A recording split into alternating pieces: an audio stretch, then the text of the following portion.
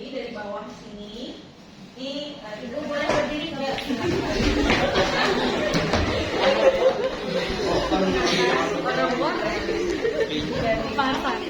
Ibu boleh berdiri. Sudah rasanya sudah ke tengah.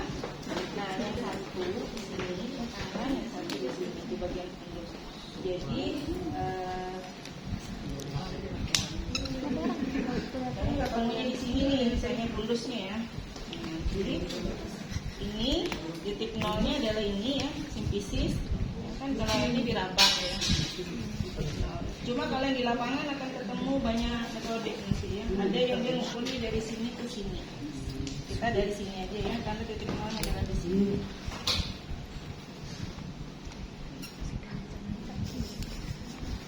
Jadi ya, nanti titik nolnya jadi kan di sini ya, di sini.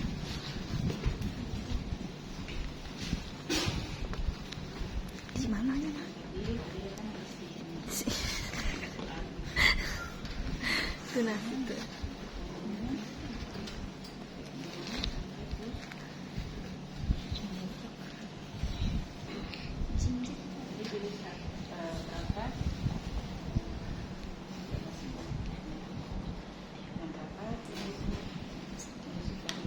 Jadi tidak boleh lebih dari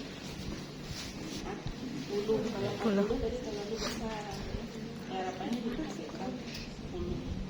Karena kalau dia udah mau masuk ke persalinan itu dia kepala kan udah masuk ke dalam. Sebenarnya lebih rendah. Jadi ini ya.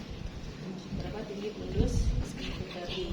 Dan sambil kita raba apa yang berada di pundus. Apakah kepala atau bokong atau yang lainnya kan tidak menentukan. Nah,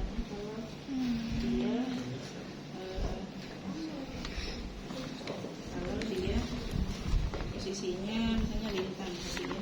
Nah kemudian tadi level 1 sudah, kita langsung ke level 2 ya.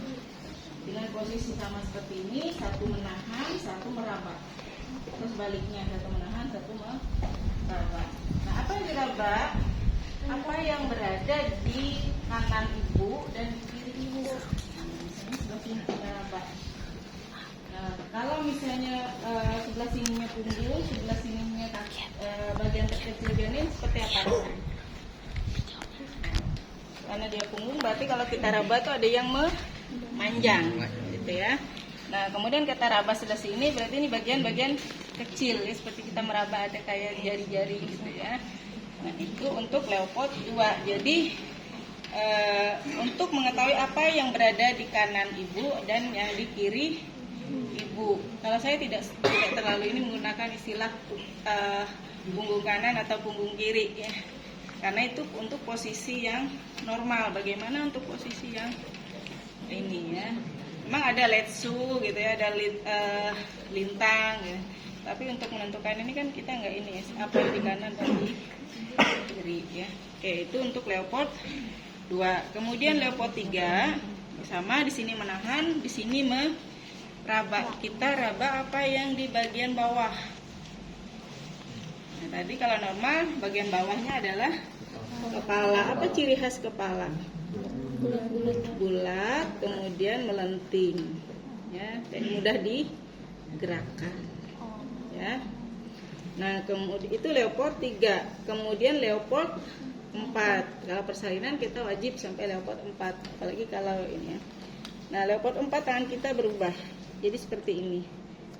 Nah, kalau dia sudah masuk ke pintu atas panggul, apa yang kita bisa ketemu nggak tangan kita nih? Kan kita raba nih di sini nih ya. Nah, kalau kepala sudah masuk,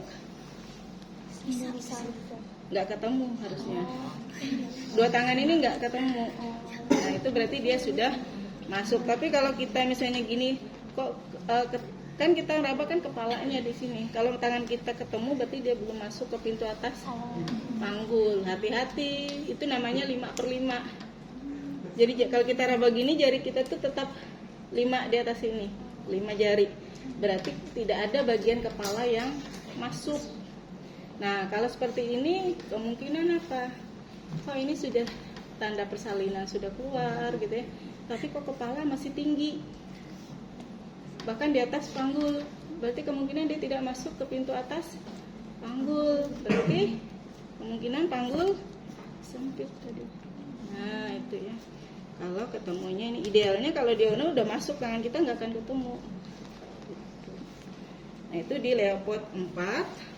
Kemudian kita, nah tadi kalau misalnya dia punggung bagian sebelah kanan ibunya ini punggung. Di mana kita meletakkan ini JJJ? Ada suatu ya? Stetoskopnya. Jadi stetoskopnya itu yang ini ya, yang kita dengar pakai ini ada nggak? Nggak ada. Nggak ada. Jadi didengar pakai ini ya, yang kayak corong gitu. Nah, harusnya itu tapi nggak ada. Atau kalau memang ada Doppler yang pakai memang pakai kayak mesin gitu ya. Jadi tinggal kita ini aja gerakan di atas perut si ibu. Nah ada beda nanti saat Anda belajar persalinan dan kehamilan. Kalau dengan kehamilan mungkin bisa di atas posisi DJJ karena dia masih belum masuk ke pintu atas panggul. Nah kalau nih anggapnya ini kepala ya, itu kan kepala ya. Nah kan posisinya gini kan tadi ya. Nah kalau dia sudah masuk ke pintu atas panggul kan kemungkinan seperti ini nih. Berarti kita nyari DJJ-nya, berarti kan jantung di daerah sini ya. Ya sini. Berarti posisi Doppler atau Laennec tadi di atas sini. Jadi jangan ke atas-atas, nggak akan ketemu nanti. Terlalu jauh suaranya. Nah, tapi beda kalau nanti kalian belajar kehamilannya masih di sini-sini dia ya. Nah, mungkin masih di atas posisi dia meletakkan DJJ-nya. Tapi kalau pada persalinan karena dia udah masuk ke sini gitu pintu atas panggul ya. Nah, jadi daerah-daerah bawah ininya. Jadi nyarinya tuh jangan di atas-atas sini, cari aja ke bawah. DJJ-nya. Karena dia sudah turun. Nah, itu yang kita periksa di perut. Kemudian apa lagi selain itu? Tanda persalinan tadi. Ada kontraksi. Nah, kalau dia datang infartu, berarti kan kita periksa kontraksi. Jadi kita raba perut ibu, kita pegang, terutama di pundus kita pegangnya. Nah biasanya di sini tuh kencang. Nah sambil kita lihat jam, kita periksa selama 10 menit penuh. Jadi selama 10 menit itu kita raba dia kencangnya tuh berapa kali. Nah kemudian sekali dia kencang itu berapa lama. Nah dia kencang hilang gitu ya, kencang hilang. Nah selama 10 menit itu berapa kali dia kencang. Nah itu memeriksa kontraksi. Yang mana semakin mendekati persalinan dia semakin sering dan semakin panjang. Oke ya. Nah kemudian itu di bagian perut. Kemudian kita turun ke daerah vagina ya, genital. Nah inspeksinya Pak dulu kalau ini secara umum. Kalau kita misalnya kelamin, ya kondisinya ya kebersihannya bagaimana ya, tanda-tanda infeksi adakah. Nah khusus untuk persalinan kita lihat tadi ada nggak tanda lendir campur darah. Tadi kita lihat ada nggak keluar lendir campur darah. Terus kalau dia ngeluh keluar air-air, hati-hati ya, apakah itu hanya lendir campur darah tadi atau malah ketuban. Nah biasanya kita kalau misalnya di situ tersedia kertas lakmus, kita periksa di situ tempel. Nah, kita lihat berubah nggak. Kalau dia khawatirnya itu adalah ketuban. Nah kemudian itu tadi yang luar, kemudian kita memastikan ini sudah ada nggak tanda-tanda persalinan.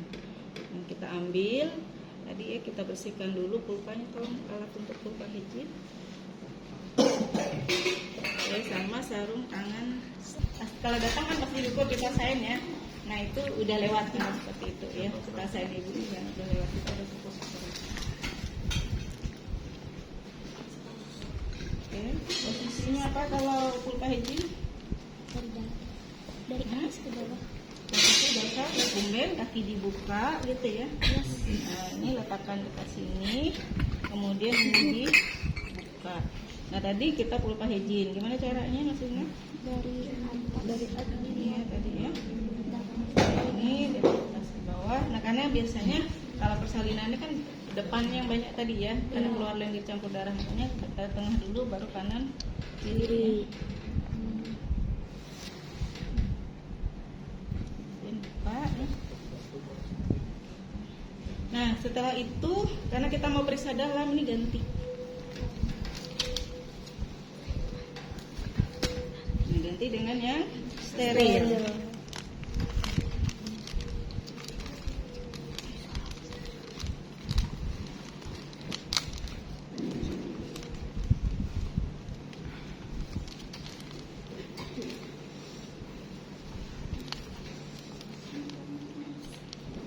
Kita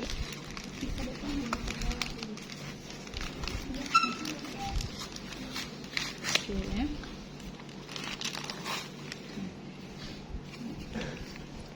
Tadi sebelum ini sudah dipastikan ya sesuai ukuran kita ya. Nah kita pakai itu hanya satu ya, jadi nanti yang dipakai adalah tangan kanan saja, yang kiri enggak ya.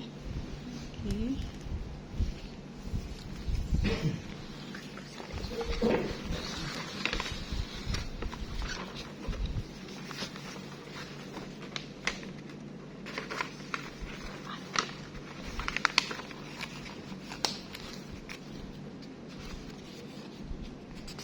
Maksudnya dalam ininya ya. Nah.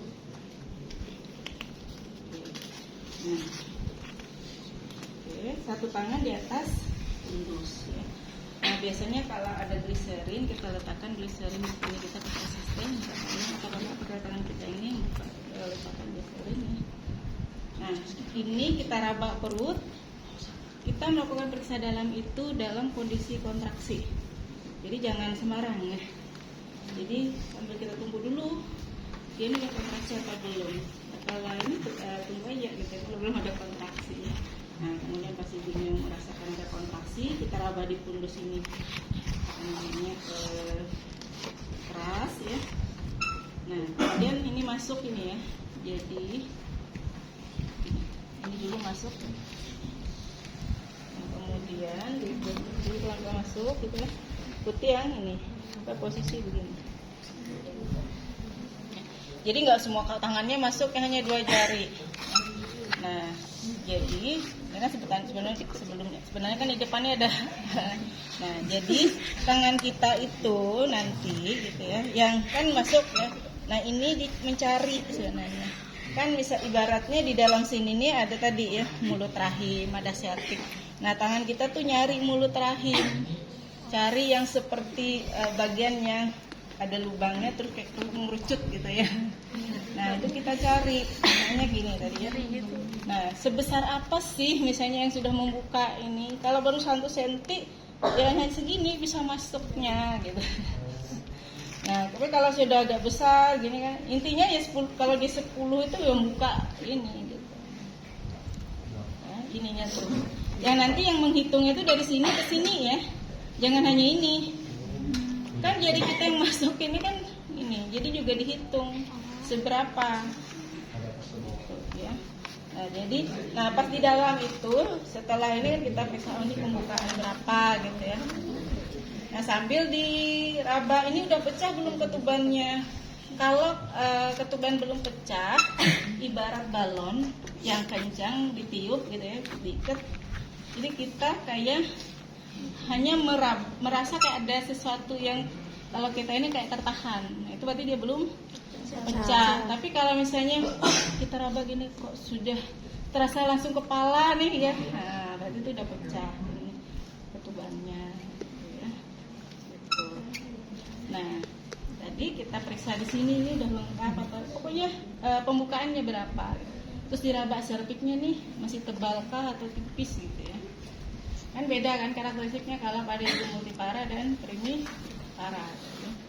Nah kemudian pas kita keluarkan tangan tuh dilihat di tangan kita nih ada ketuban atau enggak. Kalau ada misalnya warnanya tuh apa. Kalau dia belum pecah kan masih utuh tuh.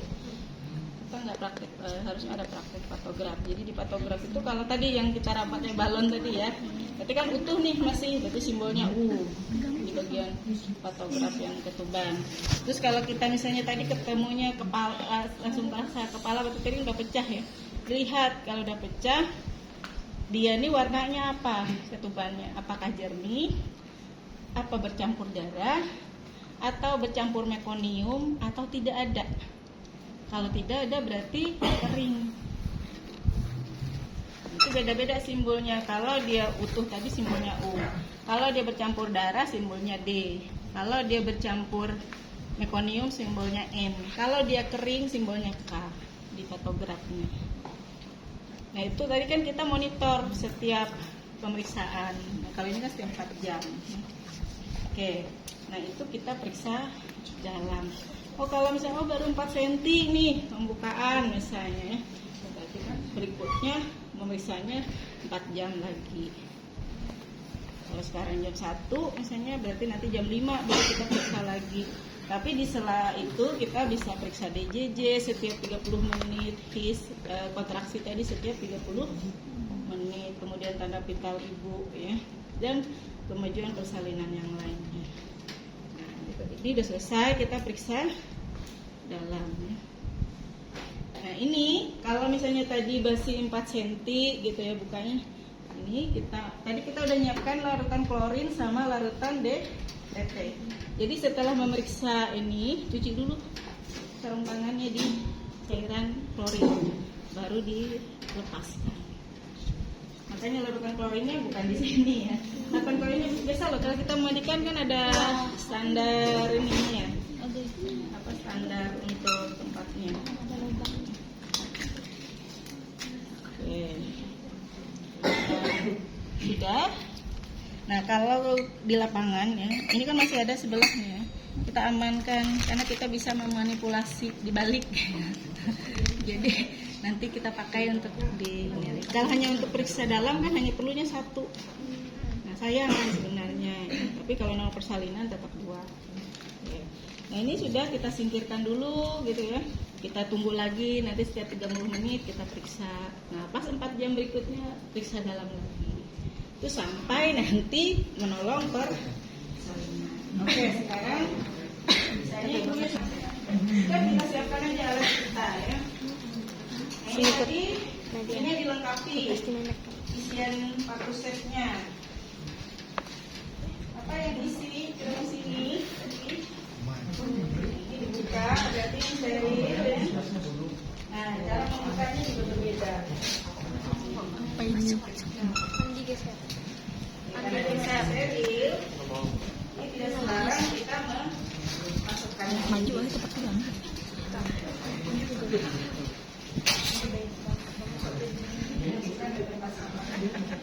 Dan apalagi tadi harusnya dalam tempatnya ya.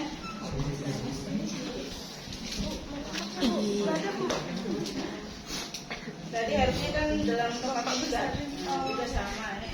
Kita buka, kemudian kita perlu squeeze juga. Maju.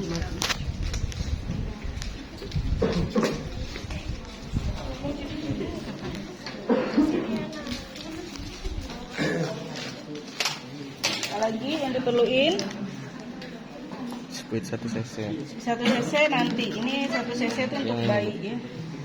Ya ini harusnya kan tadi dalam tempatnya juga dimasukkan gitu ya. Terus ini dalam tempatnya masukkan. Nah, kasa lagi ya. Jadi memang nggak ini karena tidak boleh menyentuh ya. Ya, steril. Harus steril. Oke.